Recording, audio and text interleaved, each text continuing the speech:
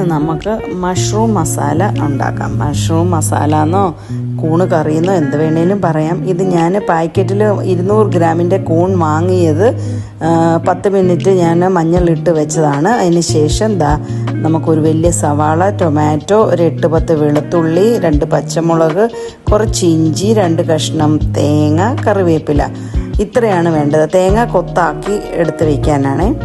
നമ്മൾ ഒരു പാൻ വെച്ചിട്ട് അതിലോട്ട് ഞാനിപ്പോൾ വെളിച്ചെണ്ണ ഒഴിച്ചു കൊടുത്തിരിക്കുന്നത് 2-3 ടീസ്പൂൺ. അതിലോട്ട് നമുക്ക് ഈ സവാള ഇട്ട് കൊടുക്കാം. കടുക് പൊട്ടിക്കേണ്ടവർക്ക് കടുക് പൊട്ടിച്ചിട്ട് ചെയ്യാം. ഞാനിന്ന് എന്തായാലും കടുകൊന്നും പൊട്ടിച്ചിട്ടില്ല.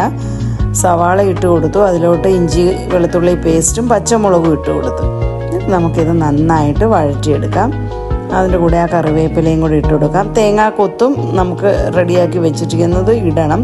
ഇപ്പം നമുക്കിതൊന്ന് വഴറ്റി ഒരു ഗോൾഡൻ കളറാകുമ്പം നമുക്കതിലോട്ട് തക്കാളി ഇട്ട് കൊടുക്കാം. തക്കാളി മസാലകൾ ഇട്ടതിന് ശേഷം ഇടുന്നവരുമുണ്ട്. ഞാനിപ്പോൾ തക്കാളിയും കൂടി ഇട്ടങ്ങ് വഴറ്റും.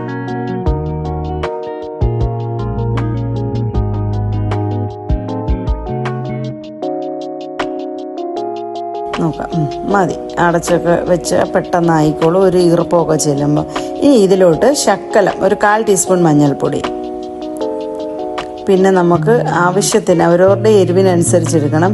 ഞാനൊരു 1/2 ടീസ്പൂൺ എരിവുള്ള മുളക് പൊടിയും 1 ടീസ്പൂൺ കാശ്മീരി മുളക് പൊടിയും ഇട്ടിട്ടുണ്ട്. പിന്നെ 1 ടീസ്പൂൺ കുരുമുളക് പൊടി ഇട്ടു. ഇനി മല്ലിപ്പൊടി 3 ടീസ്പൂണോളം വേണം. പിന്നെ കുറച്ചും കൂടെ മസാല നമ്മുടെ മഷ്റൂമിൻ്റെ അളവനുസരിച്ചെടുക്കണം. ഇത് 200 ഗ്രാമേ ഉള്ളൂ. പിന്നെ കുറച്ച് വെജിറ്റബിൾ മസാലയും കൂടെ ഞാൻ ഇട്ടിട്ടുണ്ട്, ഉപ്പും. ഇനി നമുക്കിത് നന്നായിട്ട് മിക്സ് ചെയ്യണം.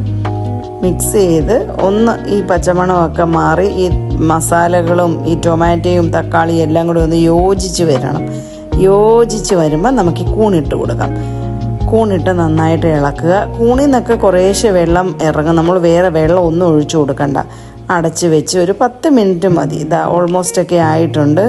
നമുക്ക് കുറച്ച് സമയം കൂടെ ഇരുന്നാൽ മതി. അപ്പോഴത്തേക്കിനും ഇതെല്ലാം നന്നായിട്ട് വെന്ത് ടേസ്റ്റായിട്ട് വരും.